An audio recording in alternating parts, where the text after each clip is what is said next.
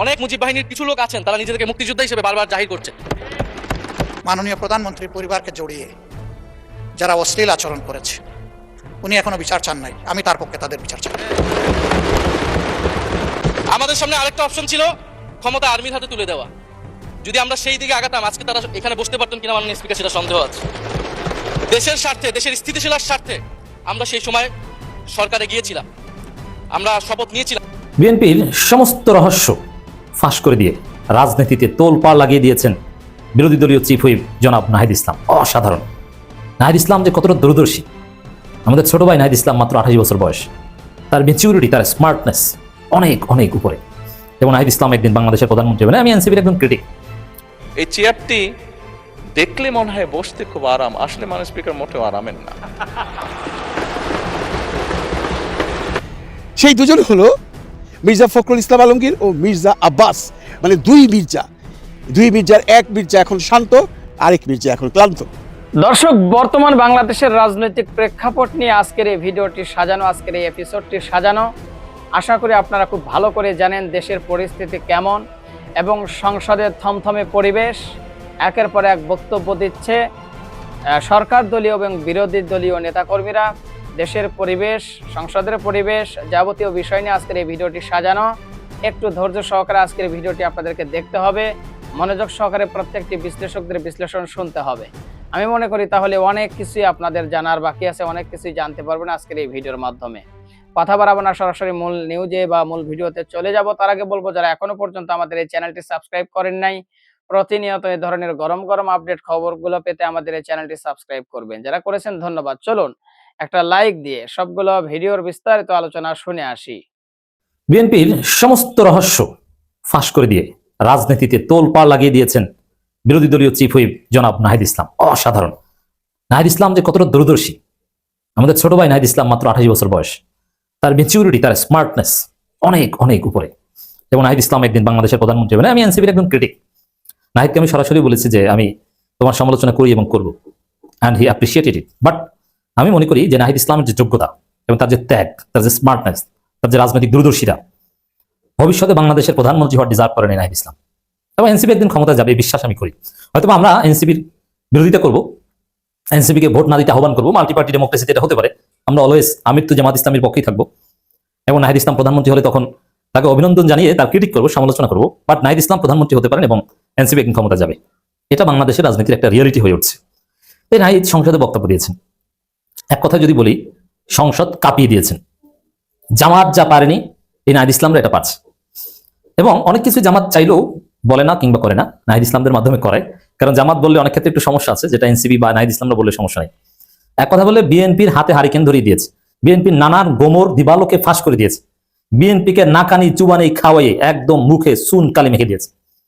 বিএনপির অবস্থা 12টা বাজিয়ে দিয়েছে, একদম অসাধারণ। দর্শক, শুরু করি কি কি ঘটিয়েছে নাহিদ। এবং এর মাধ্যমে আরো একটা বিষয় স্পষ্ট যে বিএনপি জামাত সমঝোতা যেটা ছিল, সেই সমঝোতাটা সম্ভবত আর থাকছে না, শেষ। সংসদে বিরোধিতার ক্ষেত্রে বিএনপি জামাতের মধ্যে একটা সমঝোতা ছিল, সেটাও থাকছে না। সত্যিকার অর্থে আগামী অক্টোবরের পর দেখবেন বিএনপি জামাতের মধ্যে চূড়ান্ত ফাটাফাটি লেগে গেছে। দর্শক, ফজু পাগলা একজন ভুয়া মুক্তিযোদ্ধা। ফজু পাগলার নামের পেছনে ভারতপন্থী মিডিয়া এবং আওয়ামী লীগ সবসময় মুক্তিযোদ্ধা লাগায়, যে মুক্তিযোদ্ধা ফজলুর রহমান। আসলে ফজলুর রহমান কোনো মুক্তিযোদ্ধা না। এমনকি নতুন যে জামুকা আইন অনুযায়ী জাতীয় মুক্তিযোদ্ধা কাউন্সিল যে নতুন মুক্তিযোদ্ধাদের তালিকা প্রকাশ করছে নতুন সংজ্ঞা অনুযায়ী, তাতে ফজলুর রহমান বা ফজু পাগলা মুক্তিযোদ্ধা নন। এবং ফজু পাগলা মুজিব বাহিনীর লোক। এখন ফজলুর রহমান মুক্তিযোদ্ধা নন এবং মুক্তিযোদ্ধাদের মধ্যে স্যাবোটাজকারী একজন লোক, এবং তিনি মুক্তিযোদ্ধা সাজতে পারেন না, পরিচয় দিতে পারেন না। এটা নাহিদ ইসলাম চমৎকার ভাবে পার্লামেন্ট উত্থাপন করেছেন। এখন বুঝেন যে ফজু পাগলার জীবন কিভাবে তামাতামা হয়ে গেছে। জামাতের সাথে লাগতে যে এখন তার মুক্তিযুদ্ধের সার্টিফিকেটই নাই হয়ে যাচ্ছে। পুরো জাতি 2 দিন পর দেখলে বলবে যে ভুয়া মুক্তিযোদ্ধা। এবং এই ফজু পাগলার ছেলে মেয়ে কেউ যদি মুক্তিযোদ্ধার সার্টিফিকেট দিয়ে চাকরি নিয়ে থাকে, তাদের চাকরি বাতিল করতে হবে এবং মুজিব বাহিনীর দুষ্কৃতিকারী হিসাবে গ্রেপ্তার করা যেতে পারে। এমনকি যুদ্ধের পর মানুষ হত্যার অভিযোগ এবং স্বঘোষিত নিজে স্বীকার করেছেন, আমি এই করেছি সেই করেছি। মুক্তিযোদ্ধাদের হত্যা করেছেন এই ফজলুর রহমান। কারণ মুজিব বাহিনীর লোকজন মুক্তিযোদ্ধাদের হত্যা করেছে ভারতের হয়ে, যারা জেনারেল এমএজি ওসমানীর কমান্ডে চলতো, তাদের অনেককে হত্যা করেছে এই ফজু পাগলারা। অতএব এই ফজু পাগলাকে গ্রেপ্তার করতে হবে। তো দর্শক, নাহিদ ইসলাম এই বিষয়টা উত্থাপন করেছেন, সরাসরি একদম স্পষ্ট নাম নেন নাই যে মুজিব বাহিনীর লোক এবং সরাসরি অস্ত্র হাতে যুদ্ধ করেন নাই, এরকম কোনো প্রমাণ নাই। এবং সর্বশেষ সংশোধিত তালিকায় তার নাম দেখা যাচ্ছে না। ইট মিনস ফজলুর রহমান একজন ভুয়া মুক্তিযোদ্ধা। তো এই কথা জামাত অনেক কিছুই করেছে, জামাতের অনেক মুক্তিযোদ্ধারাও বিবৃতি দিয়েছে, ফজলুর রহমানের জীবন তামা করে দিয়েছে, এক কথা বলে আত্মহত্যার দিকে ঠেলে দিচ্ছে। কিন্তু ভুয়া মুক্তিযোদ্ধা এটা কিন্তু জামাত এখন পর্যন্ত দাবি করতে পারেনি, কিন্তু নাহিদ ইসলাম এটা দাবি করেছে। তারপরে চিন্তা করেন যে নাহিদ ইসলাম কি ঘটাতে পারে। এখন জনে জনে রটিয়ে দেন, সবাইকে জানিয়ে দেন, এবং সংসদের কার্যক্রমের বিধি অনুযায়ী এই সংসদের রেকর্ড থাকছে ফজলুর রহমান একজন ভুয়া মুক্তিযোদ্ধা, তিনি মুক্তিযোদ্ধা পরিচয় দিতে পারেন, এমনকি স্পিকারের রুলিং অনুযায়ী দিতে পারেন। স্পিকারের কথা বলেছেন, নতুন আইন অনুযায়ী, নতুন সংঘ অনুযায়ী যারা সশস্ত্র যুদ্ধ করেছে, অস্ত্র হাতে নিয়ে যুদ্ধ করেছে, তারাই মুক্তিযোদ্ধা, বাকিরা সহযোগী।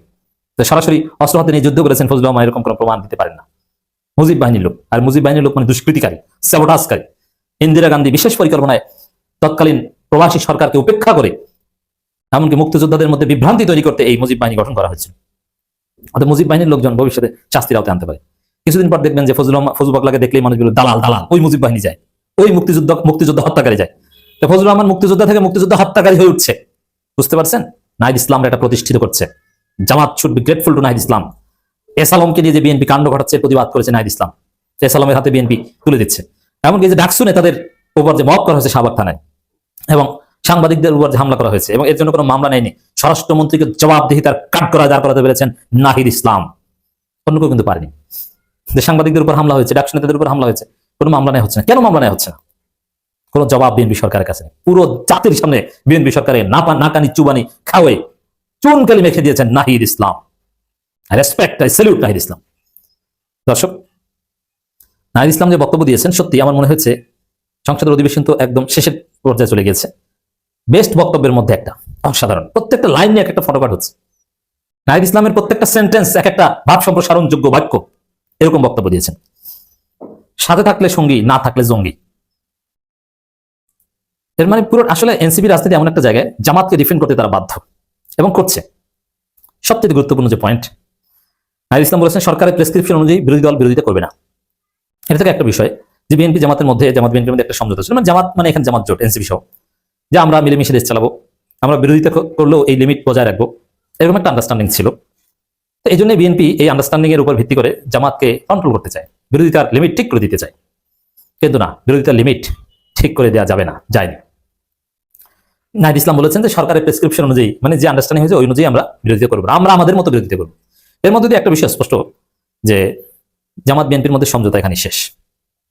এর মানে জামাতের মতো ফাইট করবে, বিএনপির মতো ফাইট করবে, এবং বিএনপিকে যারা ধ্বংস করবে তাদের মধ্যে একজন হচ্ছে জাহেদ থেকে, ওরা ছাত্র ইউনিয়ন, ওরা বিএনপির মধ্যে অনুপ্রবেশকারী, গুপ্ত। এরা উল্টাপাল্টা কথা বলছে। স্বরাষ্ট্রমন্ত্রী বলছে দেশে কোনো জঙ্গি নাই, ডাক্তার জাহেদ বলছে জঙ্গি আছে, এবং স্বরাষ্ট্রমন্ত্রী বলছে এই মুক্তিযুদ্ধ কার্ড আমরা আর খেলবো না, এই বিভাজনের রাজনীতি করবো না। কিন্তু ডাক্তার জাহেদ, তিনি বিএনপির কেউ না, ইউটিউবিং করে আজকে উপদেষ্টা হয়েছেন, ছাত্র ইউনিয়নের লোক।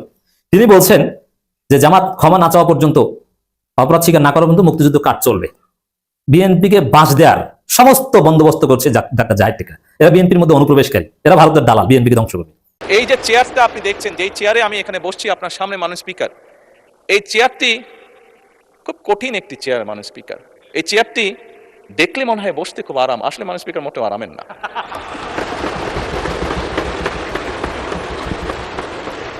এই চেয়ারটিতে বসলে মাননীয় স্পিকার প্রতি মুহূর্তে মনে হয় যে আগুনের তপ্ত হিট আসছে মাননীয় স্পিকার।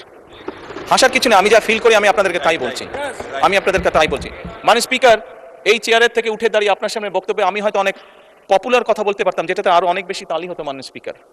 কিন্তু এই চেয়ার আমাকে বলে যে আমি সবসময় পপুলার কথা বলতে পারি না, আমাকে সেটাই বলতে হবে।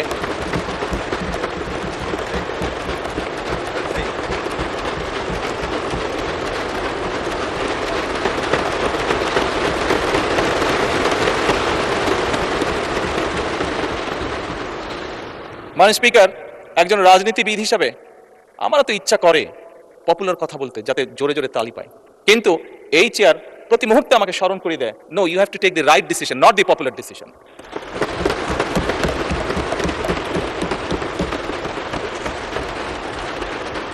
মাননীয় স্পিকার, আপনার মাধ্যমে আজকে এই সংসদের এই সবুজ চেয়ারে যারা বসে আছেন, আমি মনে করি আজকে বোধহয় আমাদেরকে সিদ্ধান্ত নিতে হবে যে আসুন আমরা পপুলার ডিসিশনে আলাপ করব না, আমরা আলাপ করব সঠিক ডিসিশনের ব্যাপারে, রাইট ডিসিশনের ব্যাপারে। মাননীয় স্পিকার, আজকে এই সংসদ অধিবেশনের শেষ দিন, আজকে অধিবেশন শেষ হয়ে যাবে। আমার সংসদ নেতা হিসেবে আমার দলের সদস্যদের কাছে, বিরোধী দলীয় বন্ধুদের কাছে, সহকর্মীদের কাছে, সদস্যদের কাছে আমার অনুরোধ থাকবে যে আসুন আগামী অধিবেশন যেটি শুরু হবে সেখানে আমরা আলোচনা করব আমরা কত দ্রুত দেশে বিদ্যুতের সমস্যার সমাধান করতে পারি। মাননীয় স্পিকার, আমরা আলাপ করতে চাই, আমি আলাপ করতে চাই আগামী সংসদে কত দ্রুত আমরা কত বেশি সংখ্যক মানুষের কর্মসংস্থান দেশেই হোক বিদেশি হোক তৈরি করতে পারি। মাননীয় স্পিকার, এই সংসদে দাঁড়িয়ে আমি আলাপ করতে চাই যে আমাদের শিক্ষা প্রতিষ্ঠান, আমাদের হাসপাতালগুলোতে কত দ্রুত শিক্ষা এবং চিকিৎসা সুবিধা আমরা পৌঁছে দিতে পারি।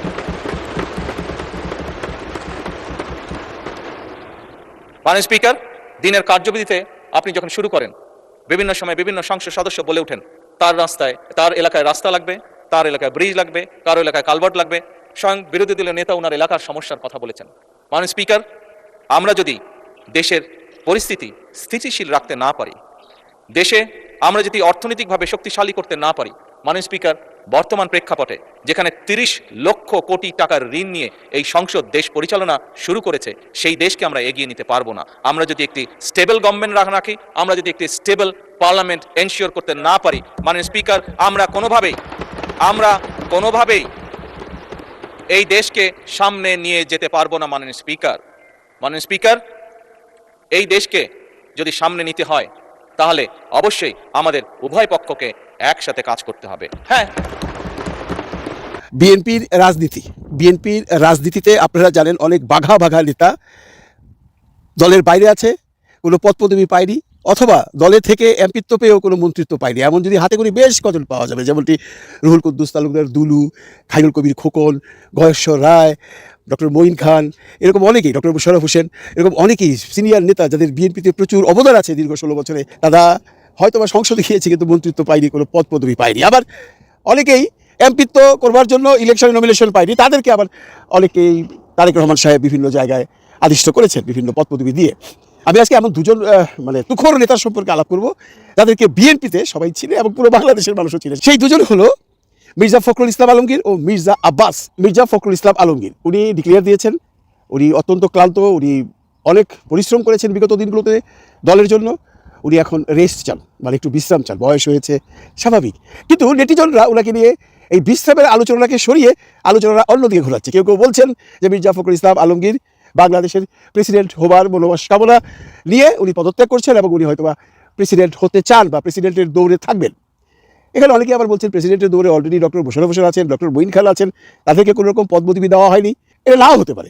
আবার অনেকেই বলছেন মির্জা ফখরুল ইসলাম আলমগীর সাহেবকে সরিয়ে সালাউদ্দিন সাহেবকে দলের সেক্রেটারি করা, এটারও একটা কল্পনা আছে।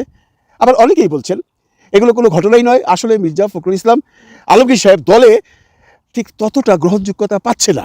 আমরা জানি বন্ধুরা, দলে এখন সবচেয়ে ভালো পজিশনে আছে সালাউদ্দিন আহমেদ, ওনার কথাই দল চলে, এমনটি আমরা সংসদেও দেখেছি, বাইরেও দেখেছি, এবং নেটিজনরা তাই বলছে মির্জা ফখরুল ইসলাম আলমগীর সাহেবকে সেইভাবে মূল্যায়ন করা হচ্ছে না, এর জন্য নাকি উনি মনের দুঃখে বনে চলে যাচ্ছেন। মির্জা ফখরুল ইসলাম আলমগীর সাহেবের বিএনপিতে অবদান বেশ উল্লেখযোগ্য। উনি 2011 সালে দলের ভারপ্রাপ্ত সেক্রেটারি জেনারেল হয়েছিলেন, সেখান থেকে উনি 2016 সালে পূর্ণাঙ্গ মহাসচিব হয়েছেন। এরপর থেকে দলটাকে কিন্তু উনি ধরে রেখেছেন, উনি অনেক পরিশ্রম করেছেন। বেগম খালেদা জিয়া যখন জেলে, তখনই উনি দলকে একাই টেনে নিয়েছেন, কারণ তখন তারেক রহমান সাহেবও লন্ডনে ছিলেন। কাজে মির্জা ফখরুল ইসলাম সাহেবের অবদান ভুলবার নয়। মির্জা ফখরুল ইসলাম সাহেব উনি কোথায় যাবেন? উনি কি অস্ট্রেলিয়ায় তার মেয়ের কাছে ব্যাক করবেন? কিছুদিনের মধ্যে টের পেয়ে যাবো, কারণ উনি ডিক্লেয়ার দিয়েছেন সামনের কাউন্সিলের পর উনি আর থাকবেন না। এমনটাও হতে পারে, কারণ সেই বয়সে বিদেশে থাকাটা একদিকে ভালো, শারীরিক বিভিন্ন অসুখ বিসুখ হয়, তখন ট্রিটমেন্টের ব্যাপারে কোনো ঝামেলা হয় না, প্রপার ট্রিটমেন্টটা পায়, এবং বিদেশে থাকলে মানুষ একটু বেশি দিন বাঁচে। এর মূল কারণ হলো এখানকার ওয়েদার, এখানকার পানি, এখানকার চিকিৎসা ব্যবস্থা, এখানকার সব কিছু মিলিয়ে মানুষ একটু বেশি দিন বাঁচে। তো আমরা চাই মির্জা ফখরুল ইসলাম সাহেব আরও অনেক দিন বেঁচে থাকুক, বিএনপি ছেড়ে দেওয়ার পরও উনি যেন সুস্থ থাকেন, ভালো থাকেন। এবার আসি আরেক মির্জা আব্বাস। এই মির্জা আব্বাস সাহেবকে নিয়ে এখন বেশ কন্ট্রোভার্সি চলছে পুরো দেশে। দেখুন, মির্জা আব্বাস সাহেব বাংলাদেশের একজন নামকরা রাজনীতিবিদ, বিশেষ করে ঢাকা শহরে তার রাজনৈতিক কেরিয়ার যেটা আছে সেটা রচনা করতে গেলে অনেক কাগজ লাগবে। উনি অত্যন্ত পপুলার, অত্যন্ত ভালো একজন মানুষ, তার এলাকায় অত্যন্ত প্রিয়। উনি এবার ইলেকশনে দাঁড়িয়েছিলেন, আপনারা জানেন সেই 12ই ফেব্রুয়ারি ইলেকশনে তার প্রতিদ্বন্দ্বী ছিল পাটোয়ারি, কিন্তু তার আগে তার প্রতিদ্বন্দ্বী ছিল হাদি। সমস্যাটা সেই হাদি থেকেই শুরু হয়েছে। হাদি যখন নির্বাচনে দাঁড়িয়েছে তখন অনেকেই বলা বলি করছিলেন হাদির সাথে মির্জা আব্বাস ইলেকশন করে পারবে না, কিন্তু রাজনৈতিক মহল বলছি মির্জা আব্বাসের রাজনৈতিক প্রজ্ঞা, রাজনৈতিক এক্সপিরিয়েন্স, তার গ্রহণযোগ্যতা, তার পপুলারিটি, এটা দিয়ে হাদিকে সে হারিয়ে ফেলতে পারবে। সেই কন্ট্রোভার্সিতে না গিয়ে আমরা যখন দেখলাম হাদির পপুলারিটি চূড়ান্ত পর্যায়ে চলে গেছে, তখনই হাদিকে গুলি করে হত্যা চেষ্টা করেছে এবং হাদি হসপিটালাইজড হয়েছে ঢাকায়, তারপর সেখান থেকে তাকে সিঙ্গাপুরে নিয়ে গিয়েছে, সেখান থেকে আর উনি ফেরত আসেননি। এখানে বলে রাখা ভালো, মির্জা আব্বাস যেদিন হাদি গুলি খেয়েছিলেন, মেডিকেলে ছিলেন, সেদিন হাদির দলের লোকজন তাকে বেশ অপমান অপদস্থ করেছে এবং ঢাকা শহরে তখন একটা রটনা ছড়িয়ে দেওয়া হয়েছে যে এই মৃত্যুর পিছনে মির্জা আব্বাস দায়ী বা তার হাত আছে। এগুলো ধোপে টিকেনি। মির্জা আব্বাস তার মতো ইলেকশন করেছে, ইলেকশন জিতেছে, ইলেকশন জিতবার পর মাননীয় প্রধানমন্ত্রী বিশেষ উপদেষ্টা হয়েছেন, সব কিছু ভালোই তো চলছিল, মন্ত্রিত্ব পাল্টি কিন্তু উপদেষ্টা হয়েছিলেন। কিন্তু হঠাৎ করে ওনার শরীর খারাপ হয়ে গেল রোজার সময় একদিন ইফতারির পরপর। ওনাকে নেওয়া হলো ঢাকার একটি আধুনিক হাসপাতালে, সেখানে তার চিকিৎসা হলো, সেখান থেকে তাকে নিয়ে যাওয়া হলো সিঙ্গাপুরে। এবং সিঙ্গাপুরে নিয়ে যাওয়ার পর আর কোনো খবর নেই, তার কোনো পরিবার থেকে খবর নেই, দল থেকে কোনো খবর নেই, আমরা কেউই জানি না মির্জা আব্বাস সাহেব কেমন আছেন। কোনো রকম টেলিফোন বার্তা, কোনো রকম ভিডিও বার্তা, কোনো রকম আলোচনা বা কোনো রকম প্রেস ব্রিফিং কেউই করেনি মির্জা আব্বাস কেমন আছেন। এখানে বলে রাখা ভালো, নেটিজনরা এমন করেই বলছেন যে যেদিন হাদির খুনি কলকাতায় ধরা পড়েছে বা ভারতে ধরা পড়েছে এবং আদালতে দাঁড়িয়ে জবানবন্দি দিয়েছে, সেই দিনই নাকি মির্জা আব্বাসের শরীর খারাপ হয়েছে। এখানে দুয়ে দুয়ে চার অনেকেই মিলাতে যাচ্ছেন। মানুষজনের ভাবনা, মানুষজনের কথা হলো মির্জা আব্বাস হাদির খুনিদের সাথে জড়িত ছিল, এমন রটনা অনেকেই করেছেন। একজন তো বলেই দিয়েছেন যে মির্জা আব্বাস 50 লাখ টাকা দিয়ে কন্ট্রাক্ট করেছে সেই খুনিকে। আমরা সেগুলো বিশ্বাস করতে চাই না, তবে আমরা একটা জিনিস বিশ্বাস করতে চাই বা জানতে চাই, মির্জা আব্বাস সাহেব এখন কোথায় আছেন, কেমন আছেন। তার পরিবার থেকে অদ্যাবধি কেউ কোনো দিন জানায়নি উনি কোথায় আছেন, উনি কেমন আছেন, ওনার শারীরিক অবস্থা কী। মাঝখানে রটনা আসলো, বনিয়ামিন নামে সেই কন্টেন্ট ক্রিয়েটার বললো মির্জা আব্বাস ভারতে পালিয়ে গেছে। রটনা না সত্য সেটা পরের ব্যাপার, কিন্তু হয়েছিল। তখনও মির্জা আব্বাসের ফ্যামিলি থেকে বা তার দল থেকে কোনো রকম বয়ান দেওয়া হয়নি যে মির্জা আব্বাস ভারতে যায়নি বা মির্জা আব্বাস সিঙ্গাপুরে আসে। এর কয়েকদিন পরেই আমরা শুনতে পেলাম বা খবরে দেখলাম মির্জা আব্বাস সাহেব মালয়েশিয়া আসছেন ফিজিওথেরাপি নিতে, কিন্তু অদ্যাবধি আমরা মির্জা আব্বাস সাহেবের কোনো রকম স্টেটমেন্ট তার প্রেস সেক্রেটারি বলুন, তার পরিবার বলুন, তার স্ত্রী বলুন, তার সন্তান বলুন, কেউ দেয়নি। এর জন্য রহস্যের জাল ধীরে ধীরে ধীরে ধীরে বিস্তৃত হচ্ছে। অনেকের মনে এই প্রশ্ন, মির্জা আব্বাস কি আদৌ বেঁচে আছে, মির্জা আব্বাস কি পালিয়ে গেছে, মির্জা আব্বাস কি হাদির খুনিদের সাথে জড়িত আছে। এই ধরনের নানান প্রশ্ন এখন বাজারে ঘুরছে। এই মির্জা আব্বাস এখন শান্ত, কোনো কথা বলছে না, কারোর সাথে যোগাযোগ করছে না। উনি শান্তভাবে হয় মালয়েশিয়া, নয় সিঙ্গাপুর, নয় ভারত, যে কোনো এক জায়গায় আছেন। তাই বললাম, এক মির্জা শান্ত, আমাদের আরেক মির্জা ফখরুল ইসলাম ক্লান্ত, দল ছেড়ে দিচ্ছে। বিএনপি থেকে সিনিয়র নেতারা ধীরে ধীরে সরে যাচ্ছে। তারপরও বিএনপি অনেক বড় দল, তার অনেক ইয়াং নেতৃত্ব আছে, এগিয়ে যাক বিএনপি। তবে দেশ চালাতে হলে বিএনপিকে অনুরোধ করব, জুলাই সনদ মেনে নিন, গণভোট মেনে নিন, দেশ চালার আগামী 5 বছর আমরা আছি আপনাদের সাথে।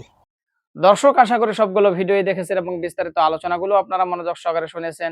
অবশ্যই আপনাদের মূল্যবান মতামতটা জানিয়ে দিন, পারলে ভিডিওটি শেয়ার করে সবাই দেখার সুযোগ করে দিন। আর আমাদের এই চ্যানেলে যদি আপনারা নতুন হন, প্রতিনিয়ত এই ধরনের আপডেট, গরম গরম খবর পেতে চ্যানেলটি সাবস্ক্রাইব করুন। যারা ইতিমধ্যে সাবস্ক্রাইব করেছেন তাদেরকে ধন্যবাদ জানিয়ে আজকের মতো এখানে বিদায় নিচ্ছি। দেখা হচ্ছে নতুন কোনো ভিডিওতে। সে পর্যন্ত সবাই ভালো থাকবেন, সুস্থ থাকবেন। আল্লাহ হাফেজ।